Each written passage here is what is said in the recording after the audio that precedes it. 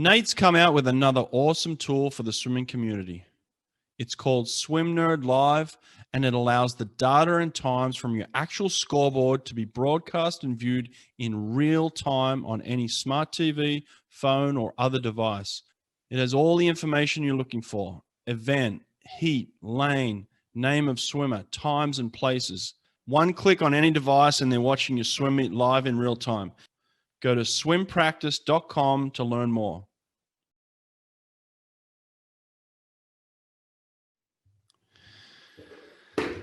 All right, Tucker Dupree, welcome to the podcast, mate. How are you?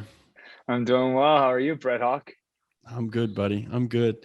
Now, listen, this is swimming stories. Basically, I tell swimming stories on this podcast, and you have one of the most incredible swimming stories out of anyone that's been on this show. So, for those that don't know you, we'll kind of get into it. But incredible, remarkable story. You're a great guy. We met through Fitter and Faster swim clinics. We did some clinics together and have done many for the past couple of years. And you're one of the best clinicians on the roster. But most people don't know that you have a disability, I guess they call that. But most people don't even recognize it, but you do have one. And it's, we'll just get into it. But in terms of your swimming life story, where did it start for you? So I actually started swimming on an accident, just because I played soccer most of my life. And I didn't start competitive swimming until the age of 14. My sister swam her senior year of high school. And I was intrigued after just kind of sitting in the stands all the time. And then after that, I picked up club swimming the summer between my freshman and sophomore year. So it was very late, but I enjoyed the sport so much I fell in love with it right away. And after that, I had the opportunity to swim as the team captain of my high school and all of that. And then the option to swim in college kind of came to fruition my senior year. And then that year basically changed my life forever. In October of my senior year is when I started to lose my vision. So I am 80% blind, but all of that didn't happen till my senior year. So I think that swimming kind of chose me. I had no idea that was going to be my future, but I'm glad that it did. Yeah, and I mean, crazy turn of events for you to be, just a regular person, regular swimmer, have a regular story, normal kind of progression through the sport. And then it was really one day that changed your life. I mean, you talked about it there as something that happened, but it really was just a one-day event, wasn't it? Yeah. I have a lot of tattoos, and one of the tattoos on my arm is 10/18/2006. I woke up on that day, rubbing my right eye, looking out my left eye, and I wasn't able to see a USA Swimming sticker on my closet door. And I got out of bed and went to the bathroom and took out my contact lenses and put new ones in. And that day kicked off about 2 months of testing until we found out that I was diagnosed with a condition called Leber Hereditary Optic Neuropathy. And it took 80% of my vision in both eyes over the course of about 3 months. So it was pretty quick vision loss. Like I mentioned, I was in high school, right? So slowly things would start to disappear in front of me, like worksheets in the classroom. I wasn't able to see the clock across the pool anymore. Coaching had to change. So my coaches couldn't stand on deck and say like, hey, you're putting your hand in like this, because I couldn't see what this was. So a lot of things changed really quickly, but a lot of it was just about being adaptive, right? I had an opportunity to say, all right, is this going to be the end or am I going to keep going? So the good thing is that our sport is very cathartic. You kind of put your face in the water and you don't have to talk about it. So I was able to kind of reflect a lot on myself and kind of figure out what this meant to me and how I was going to change the world with a disability. I mean, you're talking about it now in very kind of, plain, simple terms, but obviously the day that it happens, I mean, it's got to scare the shit out of you, does it not? To be like, what the hell is going on here? So I know that you had a conversation with your mom and back and forward, obviously moving into the testing, but specifically on that day, were you freaking out a little bit? I was. The best way I've ever been able to describe it to someone is it's kind of like you got hit in your head like really hard and it's like starry. That was the beginning, right? So the left eye was the only one that it kind of just was like starry in the middle. And I was like, maybe it's diet. I had a very like proactive mindset of like, we're going to figure this out. So it wasn't, I guess, the fact that I was like, I didn't know the end game, right? Like at the time, I just knew that my left eye was weird.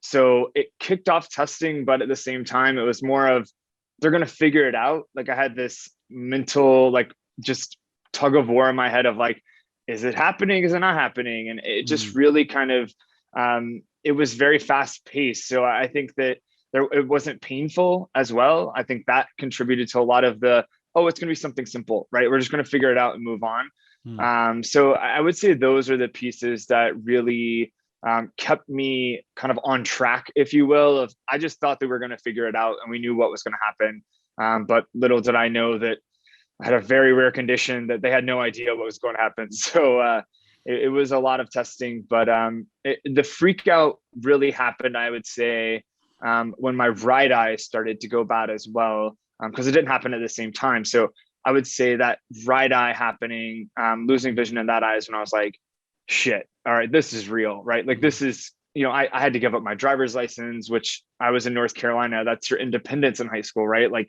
driving yourself to school to practice, it was no longer calling your parents to pick you up. So I think that is when I was like, all right, this is kind of that tipping point of acceptance. And that's when it started to kind of just drive home of like, this is real. A couple of things here. Now you said it was rare. Now, how rare is this? When I was diagnosed, I was one of 9,000 people in human history to have this exact genetic mutation. There's the disease I have is LHON for short. There's a lot of different strains of it, but the version that I have is one of the rarer of the three. So that was the diagnosis at the time. That was 2006. I'm sure there's more people with it now. I don't really keep up on that stat, but when I was diagnosed, they told me that I was one of 9,000. Wow, that's crazy. The Tucker that I know is very confident, very sure of himself. Gets around as a normal person, other than the driving aspect. Has there been times where it's just been you in a room and it's just been really difficult emotionally to deal with? Yeah, I think that the tough part, I would say, with that of like kind of grappling of the reality was probably the fact that I didn't have control of what was going on. And I know that I've had a lot of coaches tell me that before, the piece of advice, only worry about the things you can control. And when they're not in your control, that was probably the hardest part.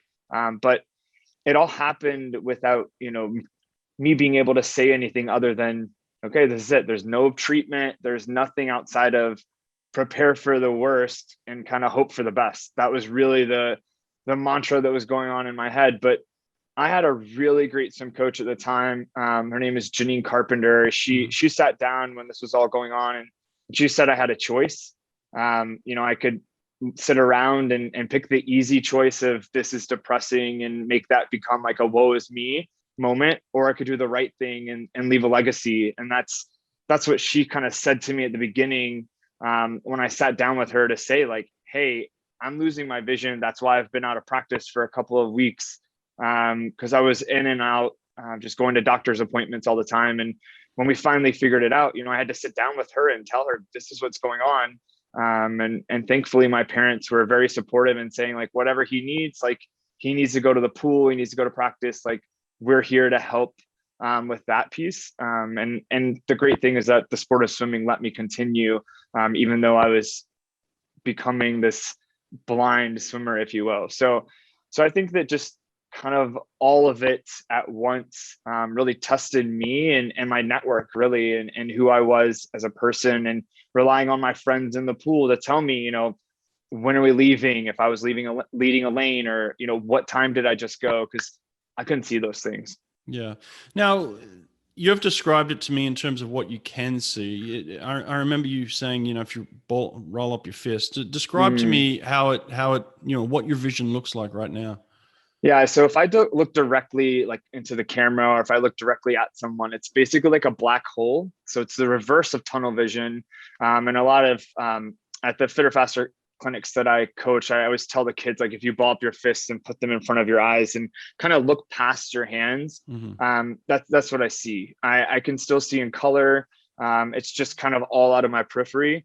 So I'm watching the lane ropes as I swim, as well as counting my strokes, counting my dolphin kicks, everything, to make sure that I have that lane awareness of kind of where I am. And it just kind of just changed, right? I just need to figure out that consistent formula, if you will, of how I was going to be successful in the pool.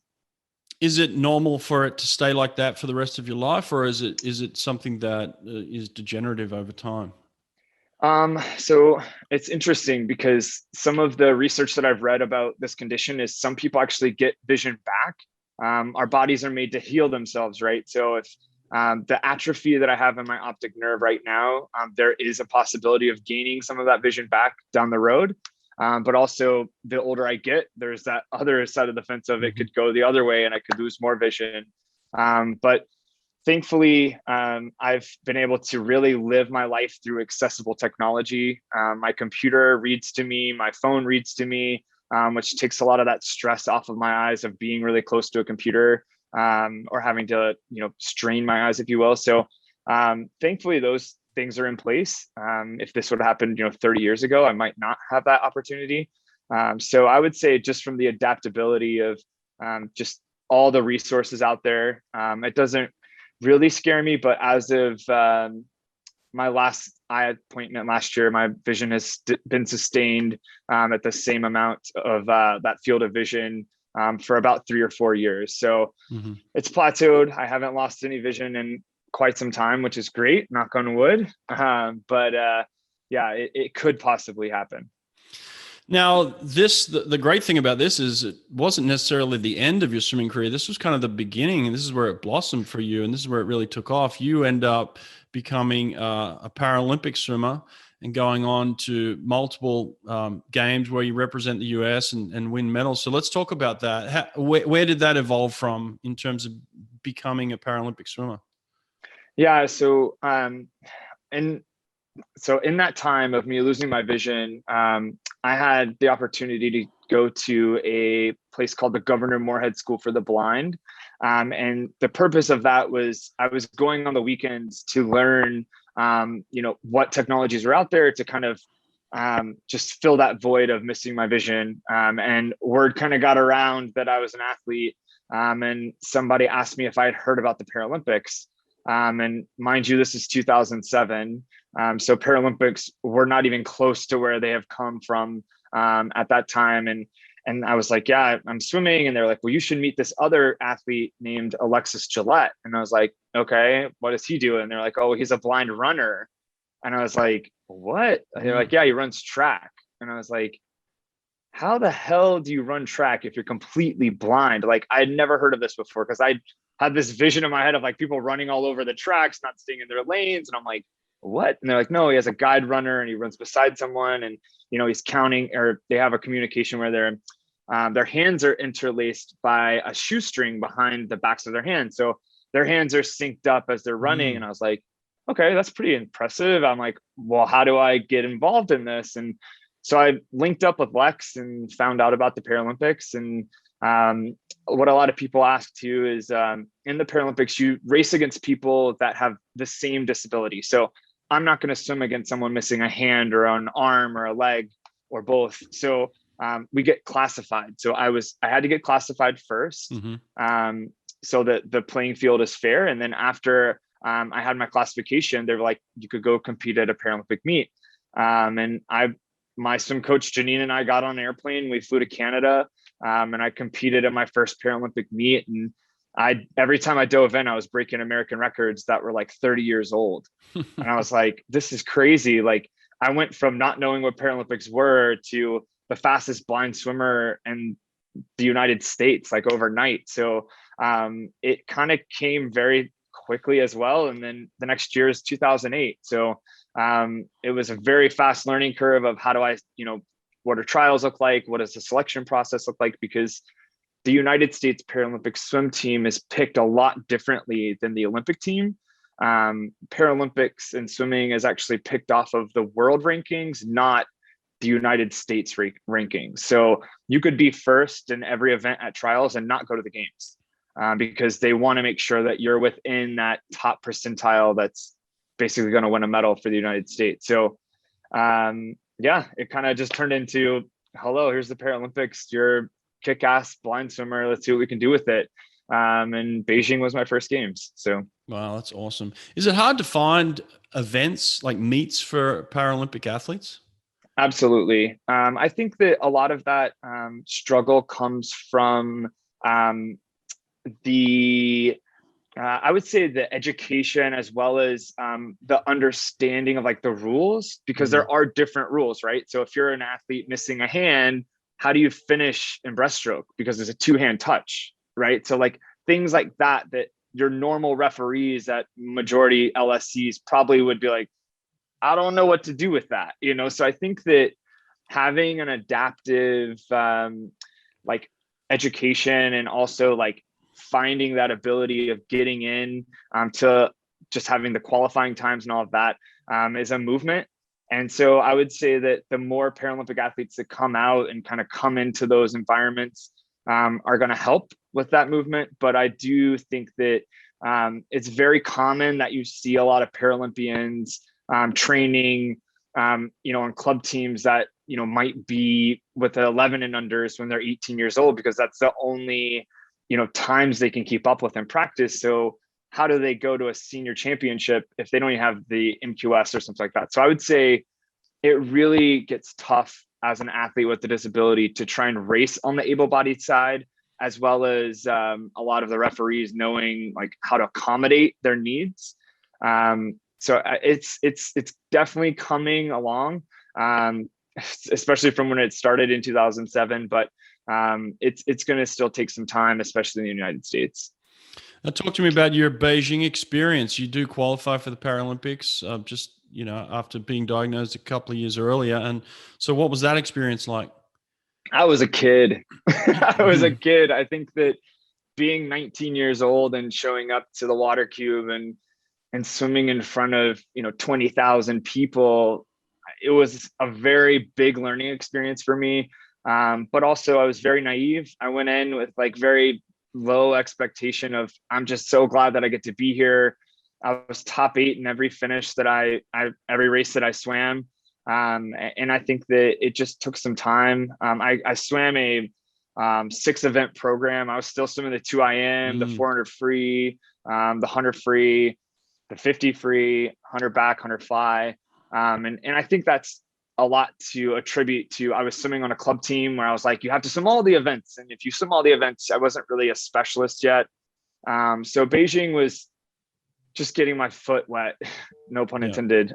So it was a lot of fun. I think that being in the water cube a couple of weeks after Michael Phelps, winning 8 gold medals was very eye-opening to me, and just being able to say like, wow, this is, one of the largest sporting events in the world too, as a Paralympian, and seeing other athletes from other countries and seeing their like entourage and all of that. It was more like, wow, this is like a really big deal, because in the United States, I only knew what I was exposed to at the time. So I didn't realize that, you could have sponsorships and you could have, the things that we see Olympians have in the United States, Paralympians could do that too. So I just kind of chalk up Beijing to a great learning experience and kind of lighten that fire for the next quad for me, and making sure that I was racing at the top of my game for the next 4 years to get ready for London. And then, so after that experience, I mean, your career really took off. You start going to world championships and winning gold medals at world championships in the lead up to the next Olympics. That must be pretty cool to be called a world champion, right? Yeah, it was, I had a coach that had some tough love for me when I got back from Beijing, and every day I was like, oh, I'm tired, like whatever the negative talk I was saying, he would always say like, well, what color was your fourth place medal? And that kicked me in the ass, right? I was like, it's I don't have a medal, so I need to kind of get my stuff in order. So I think that Beijing being that catalyst of helping myself understand my potential and finding the right coaches to swim for, and also have that opportunity to kind of see what made me tick. I swam for a lot of different coaches all over the United States, and finding some of those better seasons and kind of what was going on to make me successful really helped shape those, that next 4 years. I moved out to the Olympic training center. I lived at the OTC for a couple of years, and I was really trying to hone in on how I was going to put my hand on the wall first, going into 2012. And I was able to do that at World Championships. I was beating those people that had beat me in Beijing. So I was like, okay, coming home with medals and staying in that top 3 in the world really helped me kind of understand, like, all right, London's a year, one more year to go. If we get better and better, it's going to help me be able to come home with some hardware. So I think the World Championships were a great test to kind of see where I was at in my season, but also just kind of what was working, what wasn't. So it was a good in between those 2 games, getting that confidence, putting together that perfect race, and having that option to say, like, I beat these guys before, when I get to London. That was my ultimate goal whenever I dove in for my first race going into those games. You start to figure out who your competition is, like on a world stage. You start to know the players, who's who, and maybe even meet them. And like, is there rivalries starting to build up here as well? Totally. And when you get to those top tier meets, I think that you start to understand that I was that athlete at one time, but you could see people kind of get in their zone, if you will, when you're in the call room, right? Like, you're in there 40 minutes before your race, and you're progressing through the room. And on top of that, you kind of just start to learn that, I can't talk to that person because they don't want to talk to me, or I need to kind of get in my zone. So you kind of put together that, like I said, that formula of what's making you get ready to make sure that when you step up, it's autopilot because you've done the work. So I've had all things from a competitor look at me and sitting next to him, and he's the number 1 seed, and he pulled my short pants, like the leg of my shorts up, and looked at my tech suit and was like, you think you're going to beat me in that? And I was like, yeah, I am. Like, stuff like that, of like just the mental game, and understanding like their strategies and kind of seeing how they would race throughout the season. So yeah, definitely finding those rivalries and enjoying the process, right? That's what it's all about. I enjoyed the racing and really seeing how far I could push my body to win a medal. You talked about getting in the heads. I know you're not immune to a good blind joke either. Do you throw some of those jokes in there in the ready room? Always. It's blind jokes are the best because you don't see them coming. So I think that you kind of get into that. Like I said, you kind of find out, like, for example, I had to listen to slow music, and I know that sounds crazy, but I learned that when I started listening to like really exciting music that I was like, got me super hyped up, I was like, I need to reverse that and say, hey, actually, I need to calm down. Yeah. So it was learning how to dance the dance, right? Like that was the biggest part, and getting to do that in between the games was a lot of fun. Now, 2012 was where you really have a mixed bag. I mean, that's where you talk about your experience a lot, because I know it was a very interesting Olympics for you. Talk to me about that one. Yeah, so going into London, I had acquired a lot of things going into that games where I built that confidence. I had swam world championships. I was a world champion. I knew I could win. And I still was in the top 5 in the world in the 400 free. And at that time, about a year out from the games, our national team director started talking to my coach about, Tucker's still really good at the 400. Maybe he should swim that. And I hated that event so much. It was just like, I didn't enjoy it. So it was, I still had to, all right, fine, I'll do it. So I swam the 400 freestyle and I finished 5th, right where I was seated. And I was like exhausted going into the 100 fly that next day. And the problem was that I was top 3 in the world in the 100 fly. So I went from a race that I hated and was terrible at to swimming one of my top events. And I swam the 100 butterfly, touched the wall, and I got out touched by like 2/10. And I was like, and I couldn't help but not think, well, if I didn't swim the 400, maybe I wouldn't have done that. Maybe I would have won something. At least, any medal would have been better than 4th. And so after that, I actually left the Olympic Village for a couple of days. And I went out, met up with my parents, went shopping, just kind of got my mind off of the games and had to kind of sit down. And my coach, at the time, this was like she gave me an iPad and she was like, I want you to watch this for me. And she had taken my 100 butterfly from when I walked out of the call room up to the blocks. And that was it. That was the clip. It was just me walking up to the blocks like over and over again. And she was like, I need you to watch this and come back to me and tell me what you see whenever you figure it out. And I was like, okay. So I'm sitting in the stands, like watching. It's like finals, getting ready to start for a session I wasn't swimming. And I was like, okay, I'm bored of watching this clip. Why do you, I just look angry. And she was like, exactly. Like you're angry. It's just like, you're not an angry person. Like, enjoy this. Like, I understand that like, this is a swim meet, that means a lot to you and it has a lot of pressure on it. But at the end of the day, this is just a swim meet.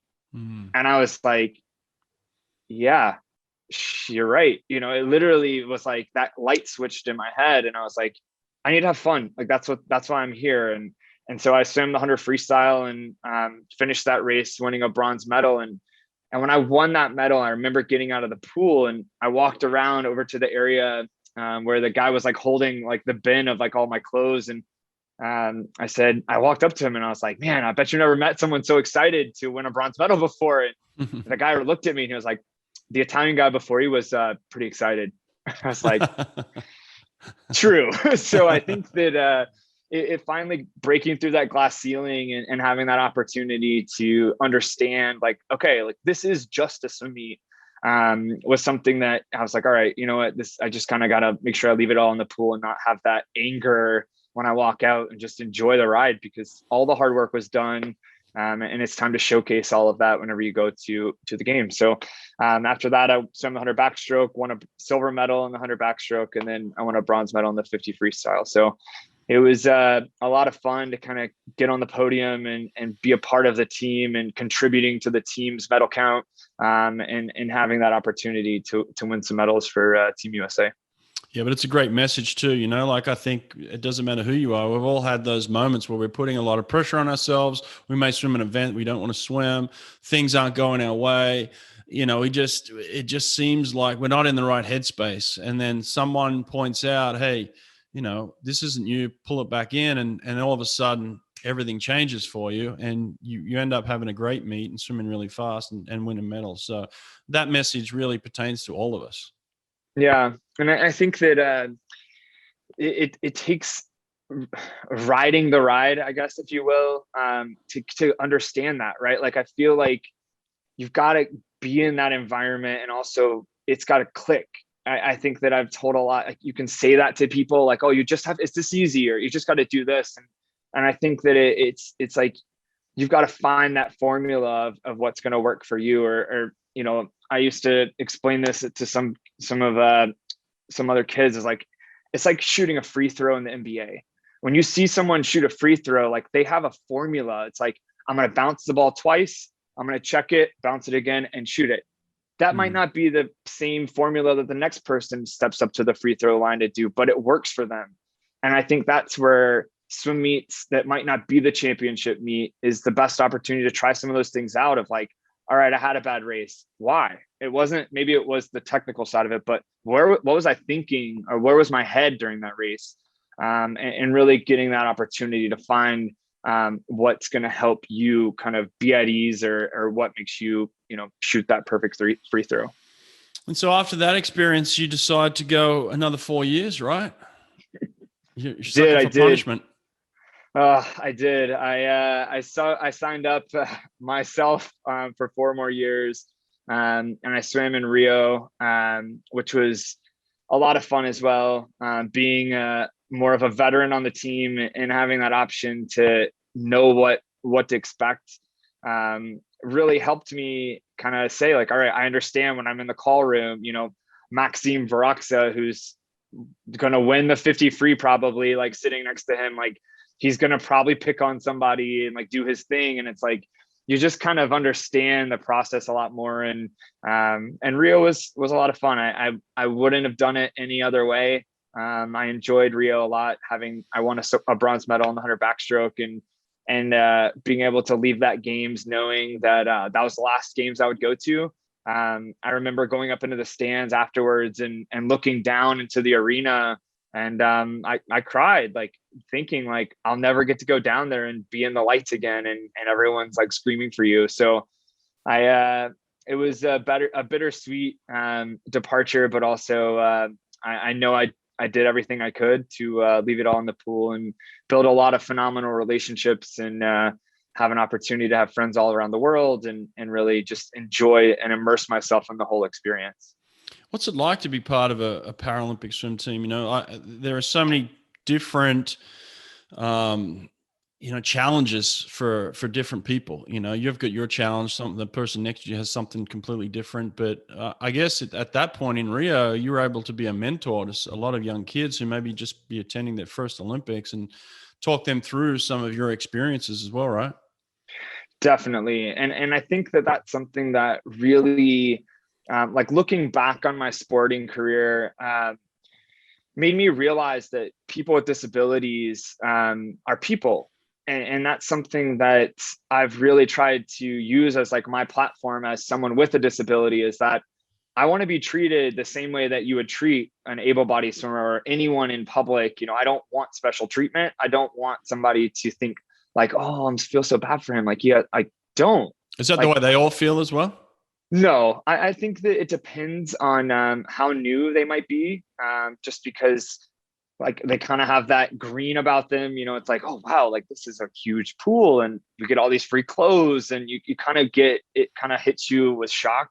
But I would say that all of our teammates, everyone has that unspoken respect of, we all are here and you're literally at the top of your class. So it's like, all right, like we're here to do work. And so there's no, I don't think that amongst the teammates and coaches from any country, there's that pity or like any type of like, just feeling sad about what's going on. It's more like, no, we're here to kick some ass and win some medals. Like that's why we are showing up to this meet. So I would say that the younger kids that came on those trips, it's you enjoy to kind of sit back and watch them like just go through the experience and just say like, wow, I remember Beijing, getting suitcase on suitcase of free clothes and just feeling like, what? Like I came from this little town in North Carolina to literally halfway across the world in Beijing, China to race. And I'm wearing Team USA, like that pride and all of those things just kind of mixed into one. It's awesome. You can't put words to it. Do you have teammates that are inspiring to you? You look at them and think to yourself, wow, that is like truly inspiring, even though they're your teammates.